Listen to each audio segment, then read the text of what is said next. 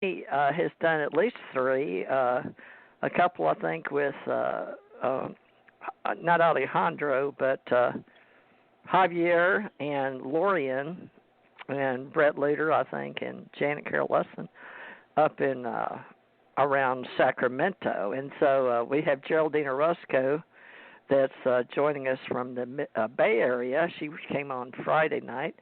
And Janet introduced us because she'd been to the Stargate to the Cosmos. And that's what Tommy Bengal is how do you say your partner's name? Partner's name? Namgal, isn't it? Yeah, so she may be joining us. She's got at least one show, probably two or three that she's participated in. But we want to have a good way that you can contact Tommy year-round in Hawaii.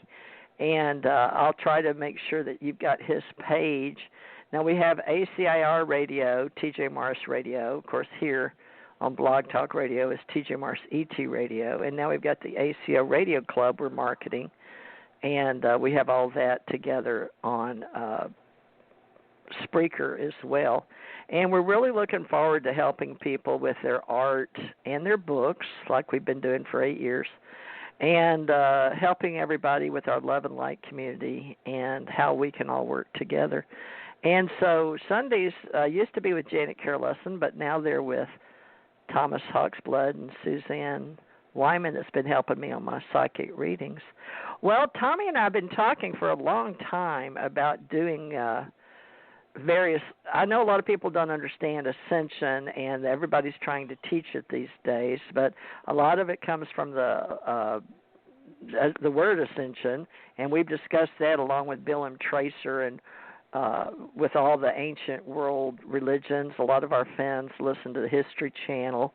And, we're mixing and blending the spirit science and spiritual mysteries. And I don't know what else you want to call it, really, but I grew up as a white Anglo-Saxon Protestant Christian and was born in Monroe, Louisiana. And all I knew was to go to church on Sundays because that's what you did. So that was what I was raised in. And now I hear that your religion is not so much going to church anymore, but whether you have a culture and a spiritual belief. But we grow into various world religions, and I went from going Methodist, being sprinkled as a baby into the Christian church, and a Baptist, Trinity Baptist, Bethel Baptist, and then I was a member of the Latter-day Saint, May 12, 1972, out in Alvin, Texas. I was living in Pasadena, Texas, 10201 Telephone Road Apartments, I think, in Houston. And then from there, Latter-day Saints, I stayed a member of that all the way up till moving through the university in Birmingham, Alabama, and then went to the Temple. And after going to the Temple in Washington, D.C., I saw a lot of different things in world religions that seemed to be all combined with the Masonic lodges. So I started looking at all world religions, and that really made me understand that there were world religions before the Bible. So the deluge had a lot to do with the flood and things that happened in many languages that were formed and listed after the deluge. So some of it, apparently, even though the world was covered, we can say it was guided, divine guided, that some languages, because most things were oral back then. A lot of people didn't read and write, but apparently they did learn various languages, some older than Sumerian text we're learning now.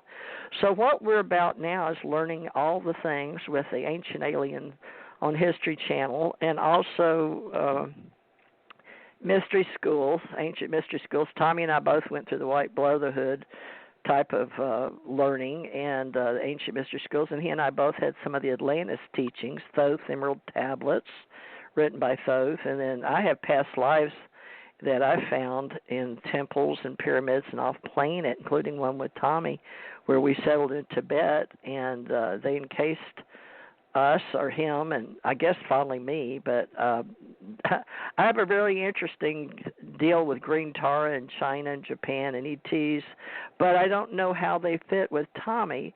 So this has been really curious because we haven't really gotten into our past lives. But growing up, I didn't believe so much. I wasn't taught about anything past life. We were only taught you're born, you live, and you die. Okay, that's it. That's in the story. And if you were lucky and you didn't go to hell, if you lived like you're supposed to as a Christian, that you could ascend. But now my daughter, when we buried her a year ago, she wanted buried in white clothes, and she followed the Christian belief, but she went through a Jewish tradition and in the Kabbalah with me, and she believed in the Old Testament and New Testament. She had believed really much in a lot of the books and really was a good scholar and helped a lot of poor people, a lot of the street people, and she'd bring them in no matter where she lived in Tennessee or Mississippi or Arizona or here in Florida.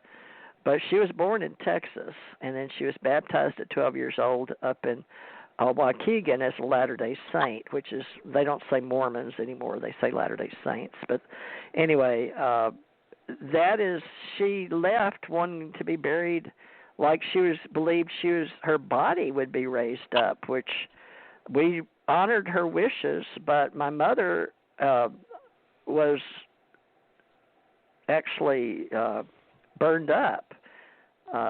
Tommy, what do they call that when they burn them up, burn the body up? What is that? Cremated, right? Cremated. Right. But that sort of shocked me, but I've got some of her ashes with me, so I guess they'll be buried with me. But I still don't understand when we say we're the Ascension Center organization, and Gigi, knew that I had the logos because she helped me design them metaphysically because we were metaphysicians in '84, and she was 16, and she knew I had tarot cards. So I was blending all my metaphysical, spiritual monk.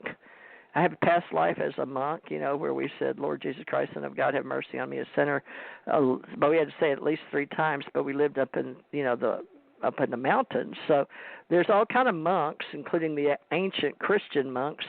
But Tommy, I don't know if you want to discuss past lives, but the Tibetan and Atlantis lives, and then your ancient, I wanted you to discuss dimensions and planes the way you understand them, but you and I were talking before the show with Suzanne, but you mentioned you weren't necessarily Eckankar, and that you don't really say you're Christian anymore, but I've thought anybody that believed and accepted Christ as their Lord and Savior, they could go through this world planet and go into the next realm or portal by being with Him as an extraterrestrial in space, like He is the Son of God. Now, is that not what you believe?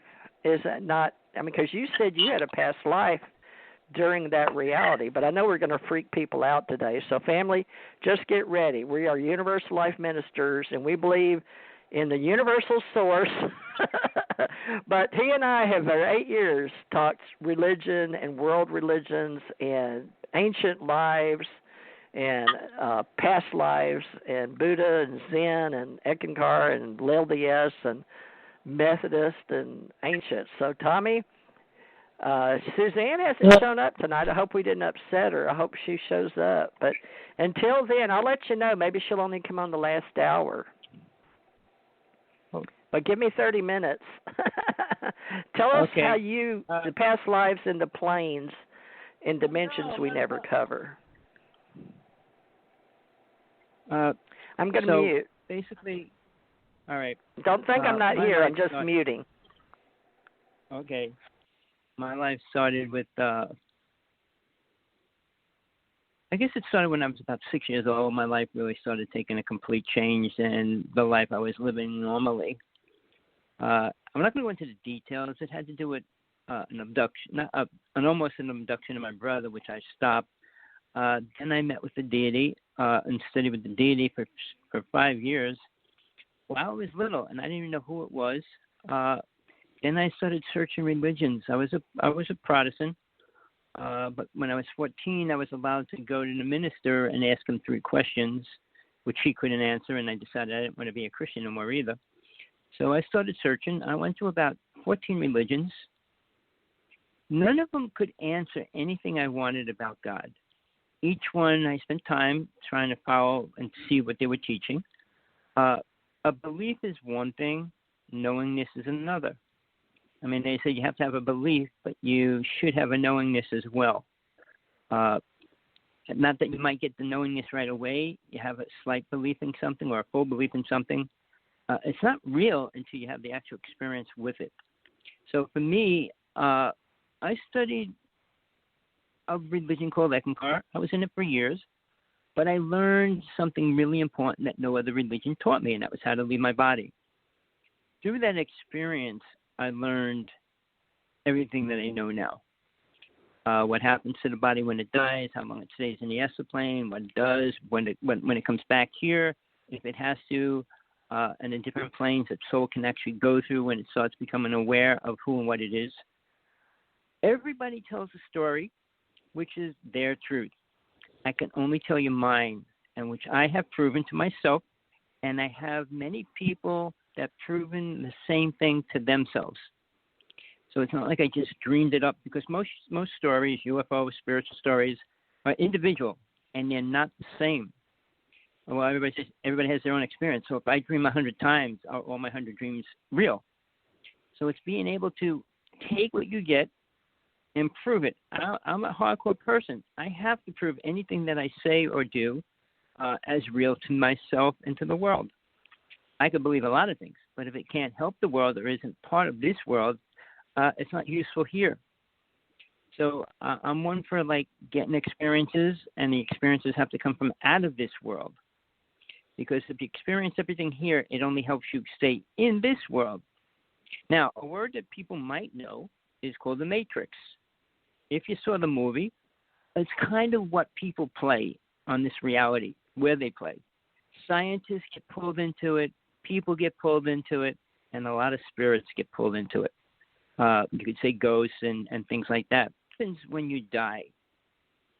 People don't like the word karma. Buddhism uses the word a lot, but it means what you create, good and bad, creates the way you're going to travel no matter what. When you die, when you reincarnate, if you reincarnate, where you go, what you do, and what you're reincarnating into.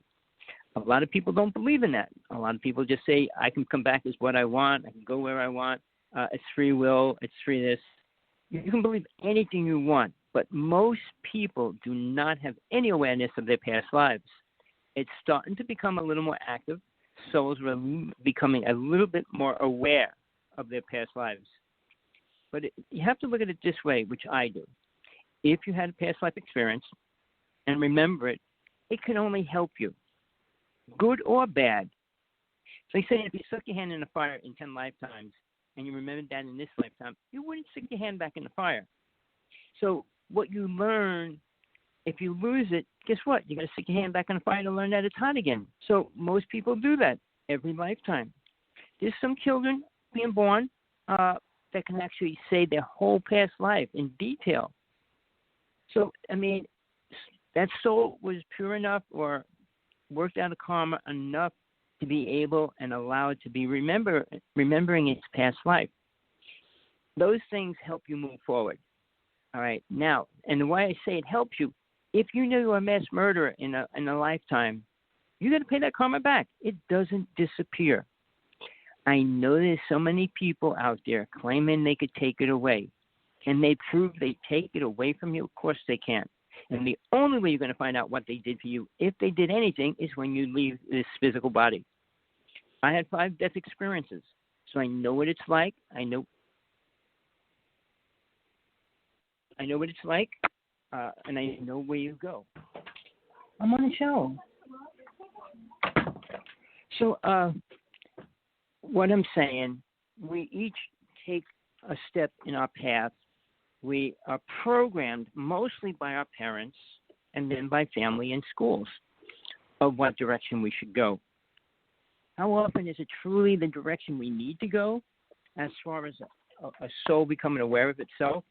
Probably not very far. Because most people are not searching for that. All right. When we go out into this world, we get a job. Is it one we want? Oh, I got it. I need money. it's great to find a job that you like to do. But if you don't, you have to do it because you got to survive. Now, the conditioning your parents put you through, well, you should always make a lot of money. You should do this. Or if you